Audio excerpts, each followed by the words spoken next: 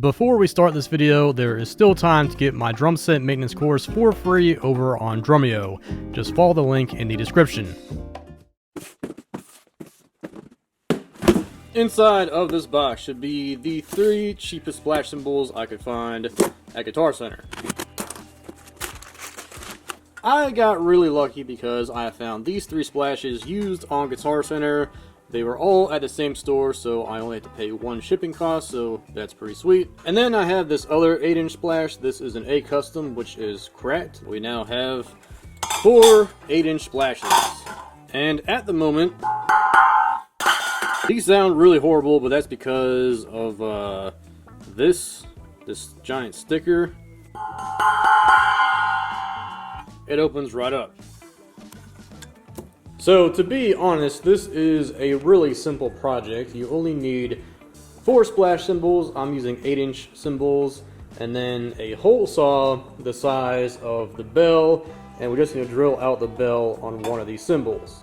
I have this set that goes up to 2.5 inches, but I think that's going to be a little bit too small. You can see that it won't quite cut the bell out completely. But thankfully, I just so happen to have this 3-inch hole saw that I bought for a project forever ago, and that should be about good. And ideally, I would cut the bell out of the A custom because it's a bit thinner, but I like to use this cymbal in another stack combination, so I don't want to sacrifice this cymbal, so we'll go with the ZBT.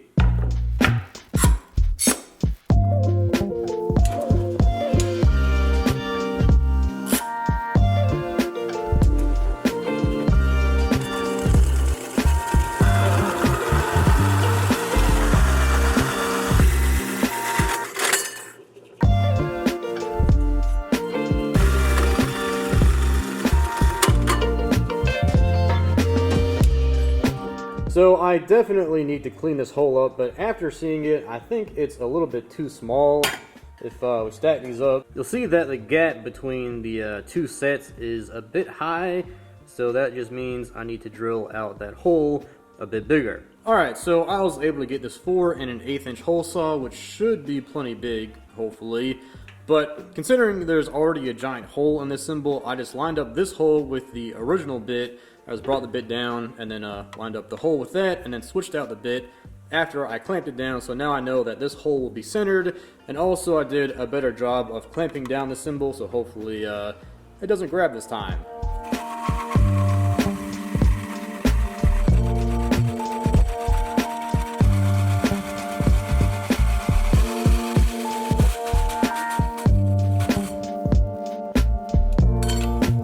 And it's cool to the touch, so we did something right.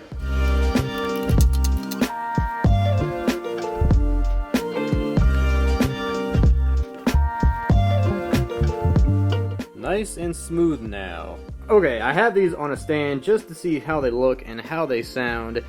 And I still think the gap is a bit too big, so I did get another hole saw that is a little bit bigger. But instead, I think I'm going to try and hammer the ring. Okay, this is a cross peen hammer, and theoretically, if I wanted to take this strip of steel and turn it into a U-shape, if I hammered on this side of it with this hammer, it should expand the metal a little bit, and that expansion should cause this piece of steel to turn into a U. Okay, this is probably a bit too wide to test this on. But my thought is, with the cymbal, if I hammer this with the cross peen, then I guess it should expand the metal a little bit and cause it to flatten out. At least that's my thought. I could be completely wrong, but who knows? Let's try it out. Okay, so that actually kind of worked. Not exactly how I was expecting, but the inside is kind of flat now. And then the edges kind of flare up almost like a china, so I think I'm onto something. I might try and just, hammer it flat now and see if that does anything, and if not, then I'll just keep beating on it until it turns flat. It actually worked pretty well. It's way flatter than before. It is a little bit wonky and the tension's really uneven, but I think once we put the top hi-hat on, it should be fine, and the pressure of the clutch should really, form it into shape. So I'm actually kind of happy I did that.